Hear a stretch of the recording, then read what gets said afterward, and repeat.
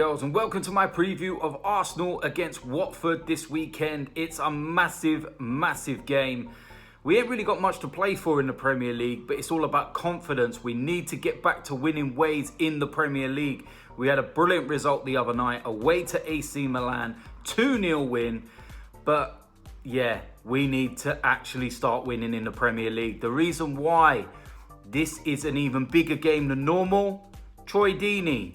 That's why. Off the field, I've got all the time in the world for this guy. He's a really nice guy. But on the field, sorry bruv, but I absolutely hate you. And I hope you get smashed at the weekend. It all stems from the game earlier on in the season where he said that we have no cojones. Basically interpreted, we don't have any balls. Now, I do agree with him. You only have to look at what's happened throughout the course of this season. The amount of times we've just fell apart away from home. Does that look like a side that's got balls? Nah. So he's right in what he says.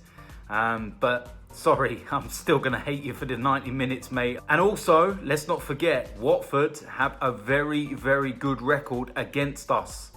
They beat us earlier on in the season. They beat us at the Emirates last season. They beat us the season before that at the Emirates in the FA Cup. So it's one of those games. They seem to know how to beat us. And like I said, you know, after the performance against AC Milan, it's very Arsenal-like to go out there and probably lose this game. There isn't anything to play for. We're not going to get in the top four. Let's be honest about it. The only way we're going to get in the Champions League is if we win the Europa. But that's still a very long way off yet. It's all about confidence, like I said. And that's why we need to go into this game with our head held high and try and pick up the 3 points. It's that simple. And also, something that we need to mention. This will actually be our last league game until April. Because we were supposed to be playing Leicester next weekend, but they're involved in the FA Cup, so that game's been cancelled. And then we got the international break. So, like I said, it's the last league game before April, which is 3 weeks away. So let's not, you know, go into that on a defeat. So we have to wait so long to try and rectify it. Go out there, put in a good performance, and let's pick up the 3 points. In terms of my 1 to 11, this is what I'm going to go with for this game. In goal, we're going to go with David Ospina. I felt he had a solid game against AC Milan. Petr Cech's been very ropey of late and made more mistakes last weekend. So I'd actually put David Ospina in there and give him a go. In the back line, I'm going to keep Koscielny to start with. I think the other night against Milan, it was his best performance in months. But he needs to do it again and again. So we're going to start him off there, Koscielny. Alongside him, we've got Mustafi. I've been very critical of the guy in recent games, and justifiably, because he's been poor. But against Milan, a lot better. A hell of a lot better. He's going to have his work cut out against Troy Deeney. He's going to really pull it about, and he's going to try and rough him up. So Mustafi has to be strong, and he has to work alongside Koscielny and keep us tight. In the right back role, we're going to go with Callum Chambers. Hector Bellerin, I don't know if he's actually back yet.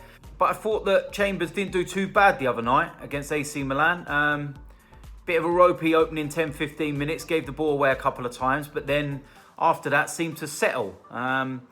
You know, and he was very good in what he was doing. He was reading the game really well. And I was really impressed with him. So, yeah, we're going to have to keep him there because we don't really have anyone else. On the left-hand side, I'm going to go with Maitland-Niles. Kolasinac may be fit, but I wouldn't take the gamble. Just rest him up. Leave him for the Milan game next week. Because I don't know whether Nacho Monreal is going to be fit or not. So, yeah, Maitland-Niles, he was excellent when he came on against AC Milan. So, keep him there. Let him play and do what he does. In the midfield, we're going to go with a 3 in there. And to start off with, I'm going to go with Granit Xhaka. Now, I said it the other day. The Milan game, probably one of the best he's played in a very long time. I think the pace suited him. And I also think the likes of Ramsey and Wilshere complemented him. So we're going to stick with Granit Xhaka in there. Just in front, we're going to go with Aaron Ramsey. Brilliant goal against AC Milan.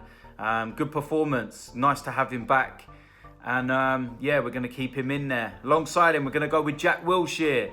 Yeah, it was a decent performance. You know, a couple of little errors giving the ball away, but he was trying to make things happen against Milan. And like I said, Xhaka, Wilshere and Ramsey, they played really well together in there. So they're going to have to put another big performance in. Very, very big performance, but Jack Wilshere. Next up, we're going to have Henrik Mkhitaryan. One of his best performances for Arsenal in Milan. First goal.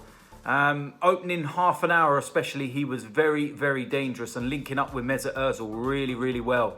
So yeah, that's what I'm going to go with, Henrik Mkhitaryan. Alongside him as well, we're going to have Mesut Ozil. I'd like to see him more in that number 10 role, but I know that he drifts around a hell of a lot.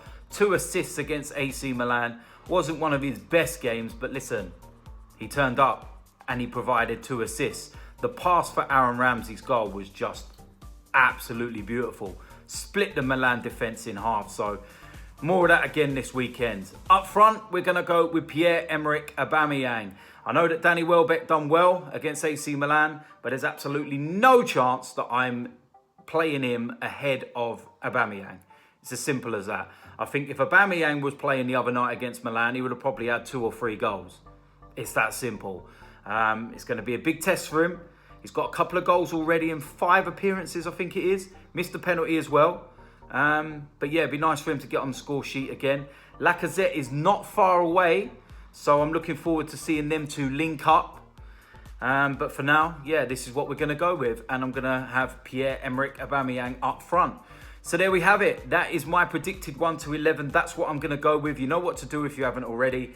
Leave your comments. Let me know what your 1 to 11 will be. Let me know what you would go with. Let me know whether you agree. Yeah, it's going to be one of them games. I really do hope we have the kahunas. And I hope that we can shut Troy Deeney up. That's for sure. Make sure you watch out for the matchday vlog after the game as per usual. If you're new around here, make sure you subscribe. And like I said, leave them comments. Over to you lot now, Arsenal. Let's see if you can actually turn up for a second game in a row. I'm out of here.